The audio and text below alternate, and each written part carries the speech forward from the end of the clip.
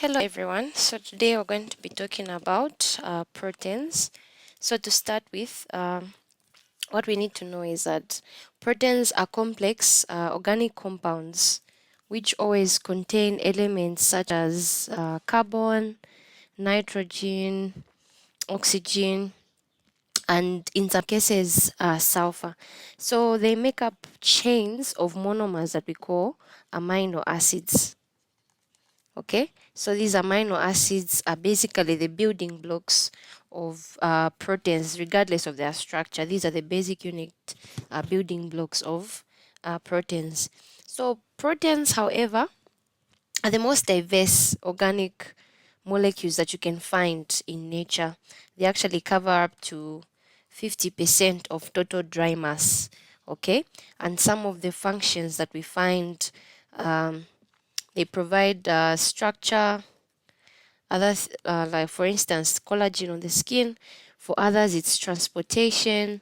For instance, the hemoglobin in the blood that transports oxygen from the lungs to all parts of the body, as well as certain proteins, like we talked about in the previous lecture on enzymes. Most proteins, enzymes are protein in nature, and we know that these play a very huge role in the body. Okay. So these are some of the very few things that we're going to talk about in the introduction. Next up, I want us to talk about the amino acids. Okay. So on the amino acids, in total, when you talk about in nature, firstly, let me talk about the properties of amino acids.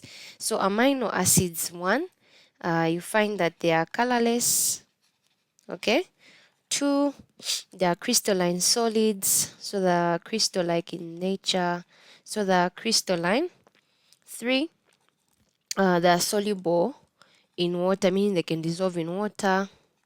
So these are soluble in water. Okay, but they're soluble in water, but they're insoluble in organic solvents. All right. Now, what's an amino acid made up of? Okay, so firstly, you find that at the center of the amino acid, it has what we call an alpha carbon atom. Okay, so this alpha carbon atom is bonded to a carboxylic group, which is here, the acidic part, and an amino group, which is this part, a hydrogen group, and an R group. This R group is just abbreviated as R because it can have any other group which determines the nature of that protein. So for instance, if the R group is a carboxylic or any type of R group that you can find that's acidic in nature, it means the whole protein is going to be acidic in nature. So this is just a recap. We've said that proteins have an alpha carbon.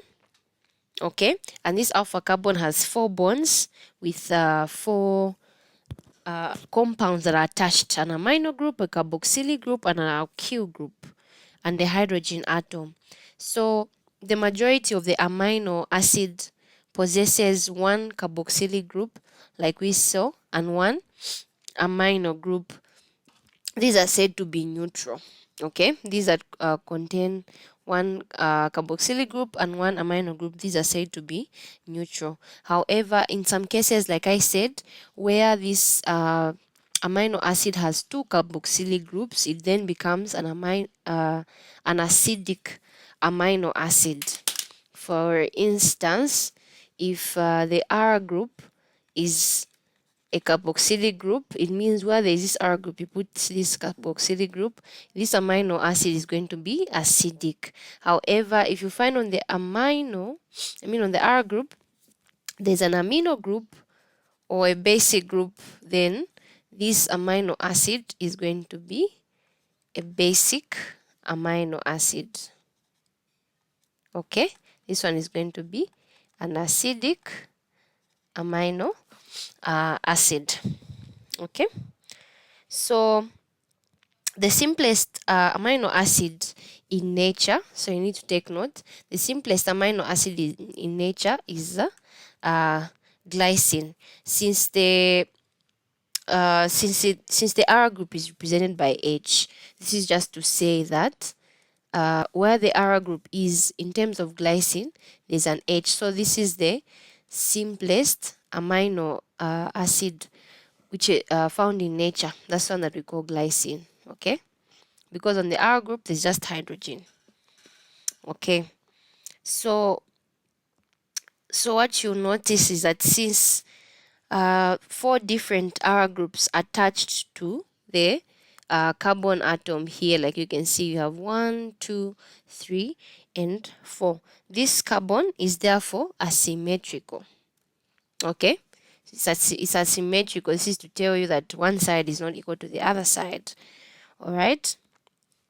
Yes. So when we say it's asymmetrical, it means the amino acid will possess 2 optically active isomers. Okay, so all amino acid except glycine are optically active.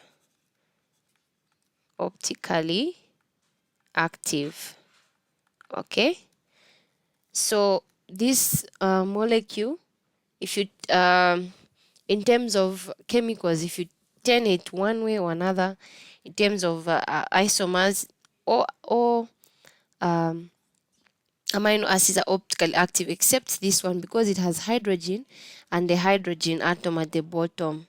Okay, so because they're optically active, they may exist in L forms or D forms.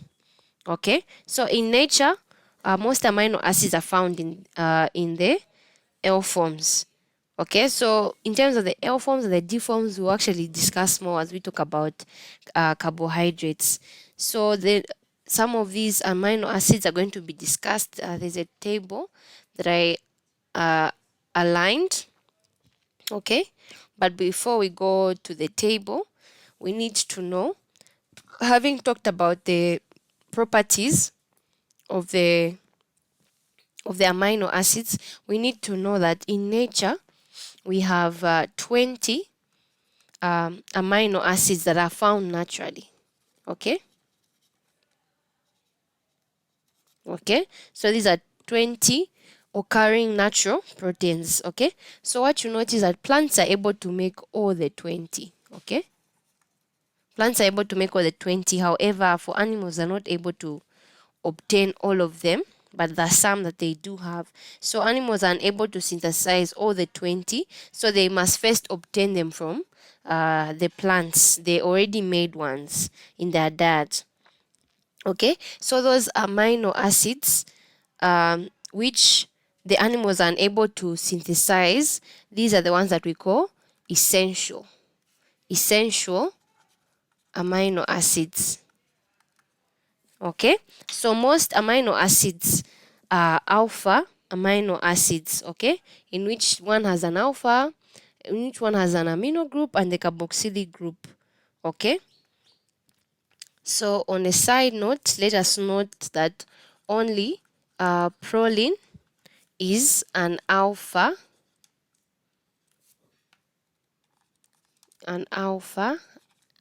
amino acid. Okay, so this is a general formula of the an amino acid, like we had seen. Okay, however, proline is an amino acid. So the next step, like we said, I'm going to take us through this table. Okay, so you have your amino acid right here. Okay, the abbreviation in 3 letters, for instance, glycine. So glycine, alanine, valine, leucine, these are non-polar aliphatic acid. Okay, so these are the naturally occurring amino acids. Okay, so what we'll notice is that the R group is what will determine whether this amino acid is acidic. For instance, when you look at the side chain of glycine, you find that it's just hydrogen.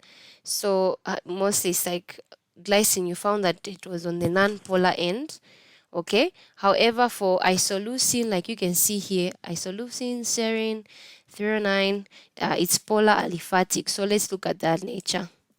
Okay, so isoleucine, so these are polar aliphatic. Polar, so polar, it means they actually have ions that are able to participate in a chemical reaction. They can easily participate, unlike these which are non-polar.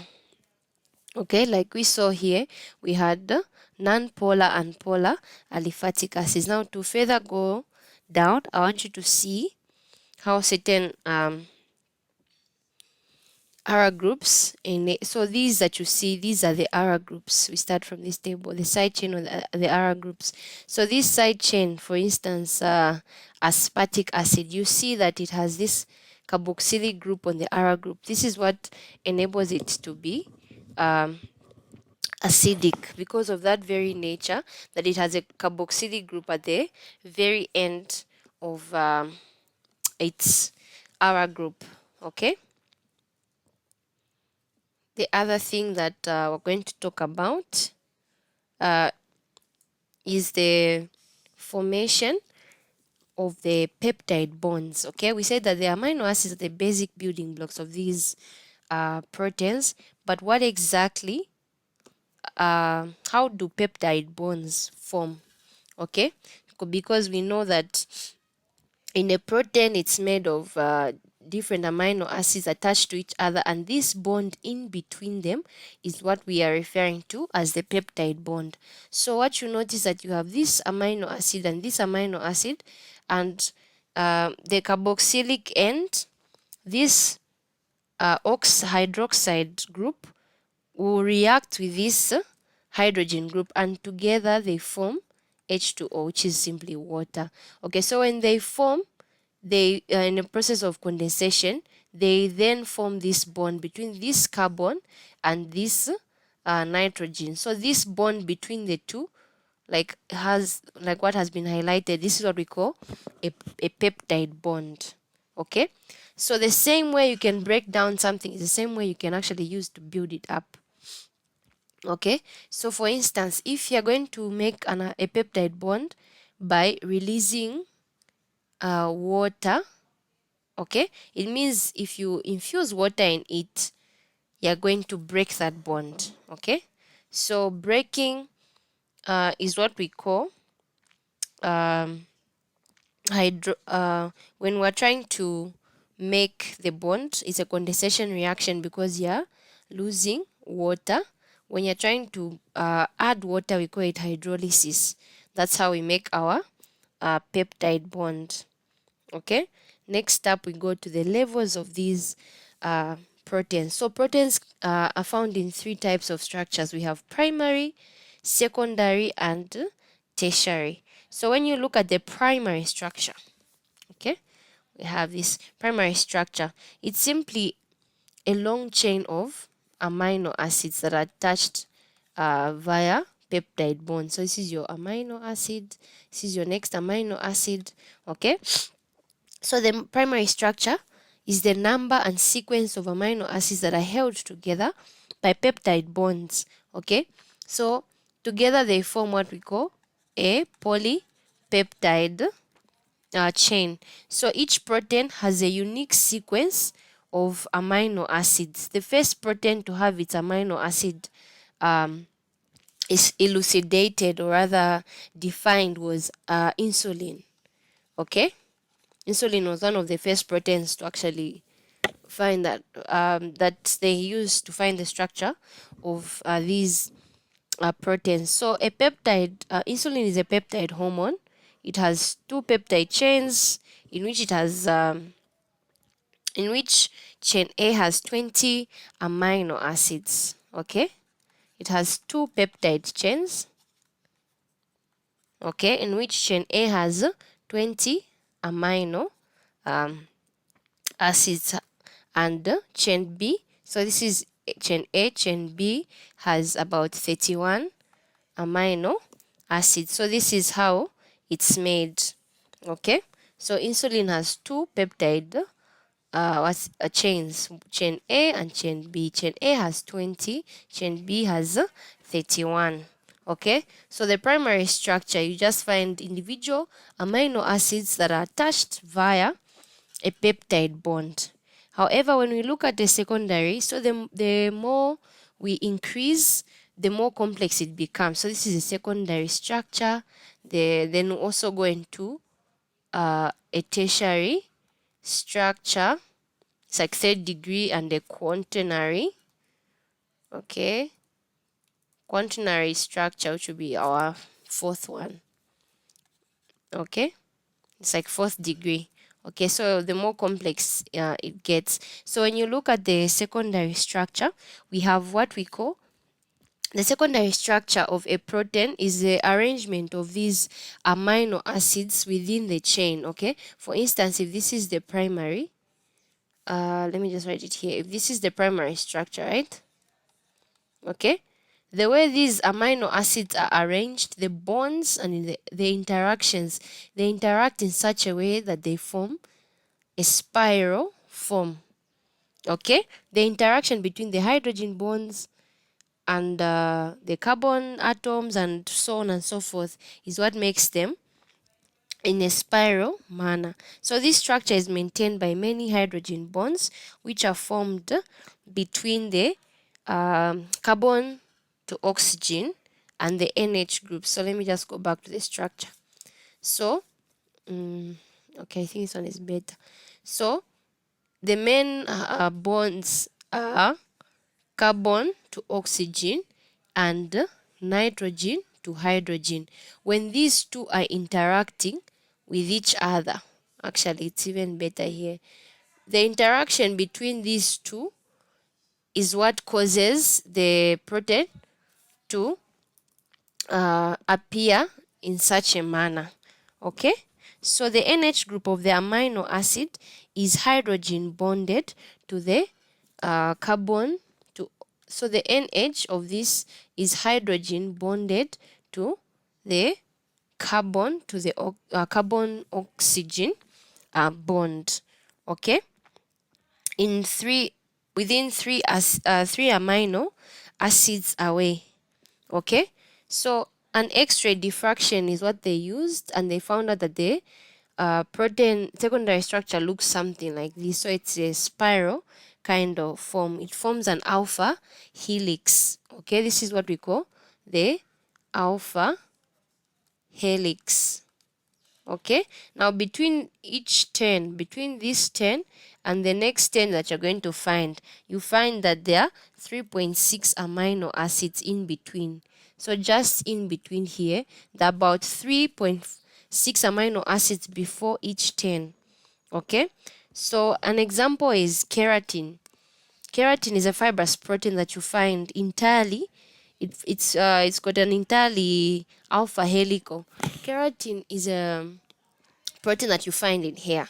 If you noticed, for the Africans, they have very curly hair, right? As opposed to the Americans and other races. So what you notice that protein is what enables this hair to appear curly because of the bonds that exist between it. So this is why we call it an alpha helix. Then under the secondary structure, there's another one we call the beta pleated sheets. These are the ones. These are the beta pleated sheets. Okay, so the beta pleated sheets, these are extended forms of the polypeptide chains. Unlike these, which are spiral like this, the alpha helix, they're quite extended, like you can see in this structure. These are the beta pleated sheets. Okay, so the occurrence of the disulfide bonds between different parts of the same chain. So what occurs is that there are different sulfur to sulfur bonds that occur within this secondary structure, hence giving it such a structure.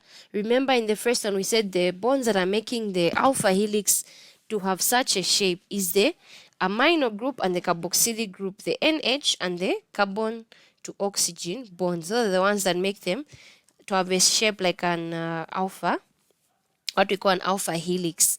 While on the other hand, the sulfide bonds are the ones that causes it to have an extended type of bond in different parts of the chain, of the same chain.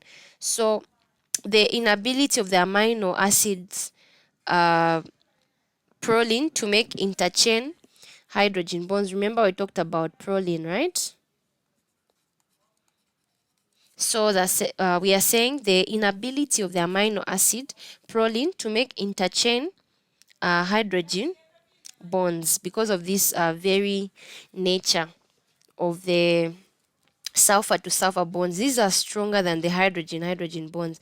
So because of these bonds that are in between, they enable this to have a like sheets of paper that are aligned like this. Okay, they're just connected like that. Okay, so because of this connection, you find that this in this structure they're unable to make interchain hydrogen bonds, and those hydrogen bonds are the ones that were causing that helical type of structure. So the beta pleated sheet, you can find it in silk, fiber silk. So let me just write it down here. So one, you can find it in silk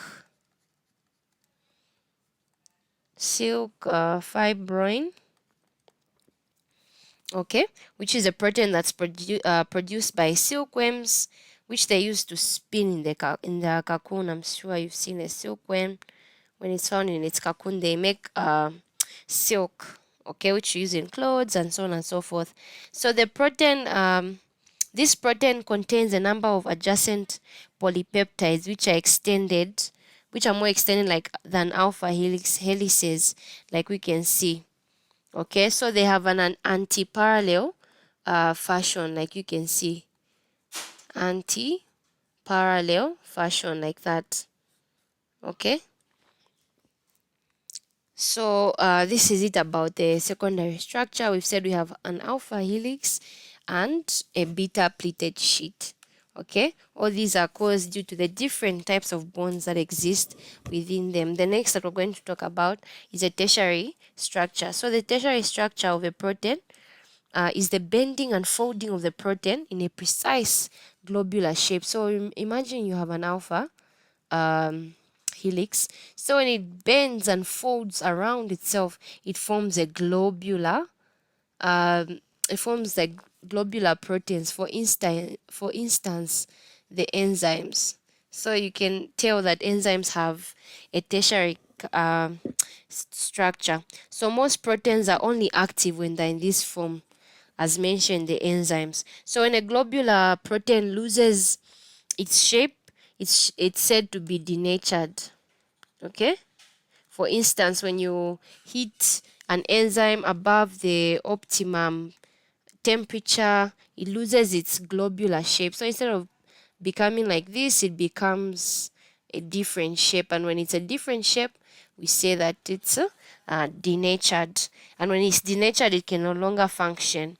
It loses its biological function. So the tertiary conformation is maintained by bonds like the ionic bonds, hydrogen bonds, disulfide. So we have disulfide bonds as well as hydrophobic interactions. Hydrophobic interactions. Okay, so having mentioned that, we're just going to go into explaining each individual bond and how it comes about. So what is hydrogen bonding?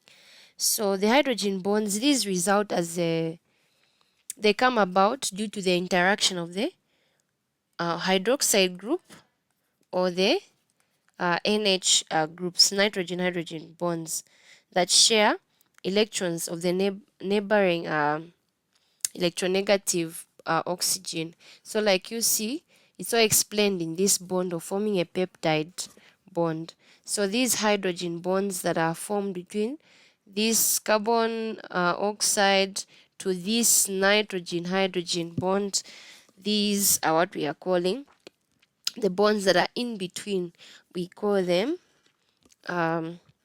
those are the ones that are being referred to here. Okay, the electronegative, because you know that oxygen is slightly electronegative. Okay, and the electronegative oxygen of the carboxylic group to the NH groups. Okay, there are hydrogen bonds that form between them. So these hydrogen bonds are being formed of between different side chains. Remember, this is a side chain. It's just found right down the side. Okay, so the bonds between these two side chains, those are what we're calling the hydrogen bonds. So atoms of amino acid side chains and protein backbones are formed through these. Okay, the backbone, for instance, if this is a person, they have a spine, right? This is the spine. So this backbone that you're able to see right here, they're saying hydrogen bonds form the backbone of these amino acids. Okay, all right. So although if you find a hydrogen bond that's isolated on its own, they're usually weak, but when found in a long chain, they are quite strong. Okay, and because they're quite strong, they provide enough stability for that atom to hold. For instance, for silk, when it's found in its individual constituents, it looks so weak, but when there are so many hydrogen bonds, the chemical is quite strong. Okay, so another thing we'll talk about is ionic bonds. So for instance, at a certain pH, an interaction may occur between the ionized amino and carboxylic group. The amino group, remember it was this, and the carboxylic group. At a certain pH, these two are able to interact. Okay, the side chains are able to interact. So this forms an ionic bond. All right, an ionic bond because these two there is one is losing electrons, the other one is gaining electrons, hence there's an ionic bond. The results in solution, the ionic bond is much weaker than a covalent. For instance, if this is water, right, in solution, when you put sodium chloride, it easily dissolves and forms its constituents, which is sodium and chloride on its own. It's much weaker as compared to a covalent bond. Okay, a covalent bond, for instance, water. Okay, it's like adding water to water. It will take so much energy to break water into hydrogen and oxygen, so to say. Okay, then next up we talk about the disulfide bonds that we saw in the beta pleated sheets. So when two neighboring molecules of the amino acid, for instance, cysteine, right? Cysteine combine the sulfur. So disulfide, di meaning two sulfur atoms, disulfide. Okay, so the sulfide atoms, which is SH. Okay, the sulfide groups form a disulfide bond. So let's just go back to that diagram which was showing the proteins. So this is it, the where's cysteine? Okay, so you see this, right? Okay, the other one is also methionine, which also has SH somewhere. You see that there's a sulfur. So these are sulfide bonds that are formed. So the interchain and intrachain bonds may be formed between one sulfur atom and the other. So actually, the disulfide bonds are the strongest. Okay, So these are the strongest of the tertiary. Okay, so those tertiary structures that have sulfide bonds actually the strongest that have been observed. So strongest of the tertiary proteins. Another one that we'll talk about is hydrophobic. So hydrophobic comes from interactions in which the non-polar side, so you have the non-polar side chains of proteins aggregate in an aqueous solution. Aqueous solution. For instance, it's like you put a drop of oil, right, in water, because water can't dissolve in oil can't dissolve in water, they form aggregates. Okay, they're going to form. So this is what we mean by the hydrophobic. It's water hating. Okay, for instance, in this they form what we call micelles. The hydrophilic end to face the water. Hydrophilic is the water loving. Okay, so this is hydrophilic, while the interior end is hydrophobic. Okay, so this is what happens. The inner core is the one that is hydrophobic of the protein, whereas the hydrophobic side chains are closely closely associated. So these are the hydrophobic end. They come together in the center, thereby shielding themselves from the water that's surrounding them. Okay, so this is what happens. Next is a force that we call the van der Waals forces. So these are one of the very weak forces. So these are very weak forces, or rather electric attractions. These exist between nearby atoms. For instance, this amino acid and this amino acids, just by virtue of them being next to each other, there is a weak non-specific force that exists between them, and this force is what is being referred to as the van der Waals. So because this force depends on proximity, if they are close, it's a bit stronger. The moment this atom moves a distance, they dissociate. So it means these forces fluctuate. It's up, down, just like that, because it's quite weak. So the van der Waals forces are attractive within a certain distance, like we saw. So once that at a very long distance, the forces break and are much too weak to hold the atoms together. Next up, we'll be talking about the quaternary structure, which is a 3D structure. So in the quaternary structure, you have beta chains and alpha chains. So the quaternary structure is what I would like to call a 3D kind of structure.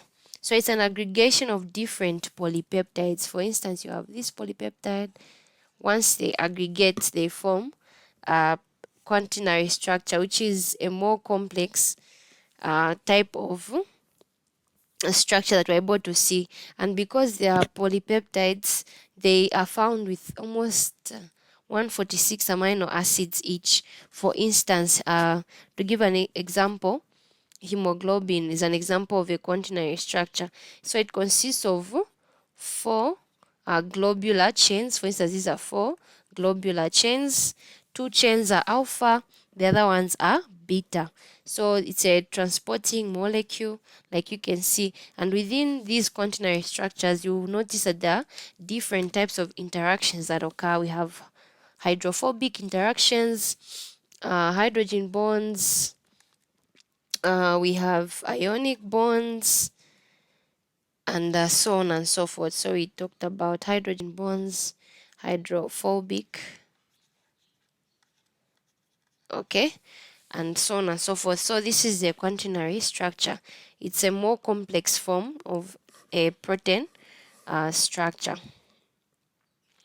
Okay. Next, and the last thing we'll talk about is collagen. So collagen is a fibrous protein. This one has 3 polypeptide chains. Okay, this one has 3 polypeptides. So you have like 1, 2, and 3. Okay, so these peptide chains interact with each other to form a triple helix, like you can see. So the secondary structure is the most important, like you can see. Secondary structure. So like you can see, the whole atom has a quaternary structure.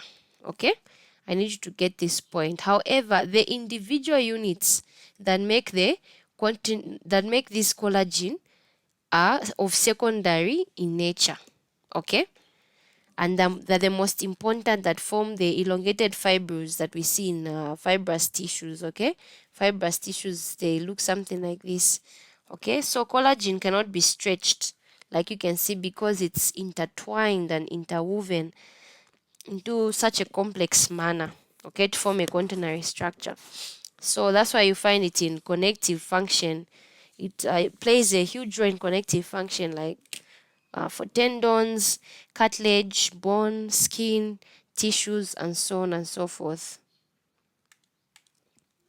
Okay, so this is the end of the video. Okay.